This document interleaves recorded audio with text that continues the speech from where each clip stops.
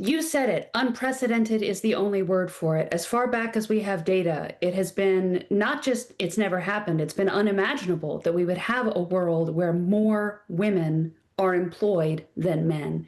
It has happened briefly, as you said before, in little blips, usually around recessions. It happened after the 2008 financial crisis, and that's because men were more likely to be in jobs like construction that can be kind of turned off at times of economic crisis. But then male employment usually rebounds pretty quickly. The difference this time is that this is a more sustainable situation. Well, not sustainable in the sense of, will lead to good outcomes, but these are long-term trends of declining male workforce participation. And what does that mean for our country? It means bad things because this is not a sustainable situation. When you see the numbers showing that men are doing really badly in the workforce and women are doing comparatively well, you might think that that's good for women because women are earning more money. But it's actually bad, not just for the men, but even for the women, because data shows that women don't pair off with or marry men who make less money than they do, who are less educated than they are. They definitely don't pair off with and marry men who are unemployed. So if we are now living in a country where most of the time more women have jobs than men, that spells disaster for marriage rates, birth rates, and kind of the long-term sustainability of our society. It is artificial. This is not a natural result of women just going out there and kicking butt in the workplace and being really great employees.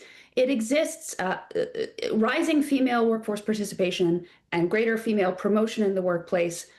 That's not happening naturally. That's happening because the law incentivizes it. Companies hire women that they wouldn't otherwise have hired and give women promotions that would otherwise have gone to men, because those companies know if you don't have enough women in your workforce overall and in your upper management, that can be grounds for a lawsuit. The laws against gender discrimination are so loose that a single disgruntled employee who doesn't think that she's gotten ahead the way that she wanted to, if she can identify a statistical disparity and can say you have twice as many men as women in your upper management, or whatever kind of statistics she can come up with, if she can bring that to a courtroom and say, this is proof that this company discriminated against me as a woman, she has a very good likelihood of success.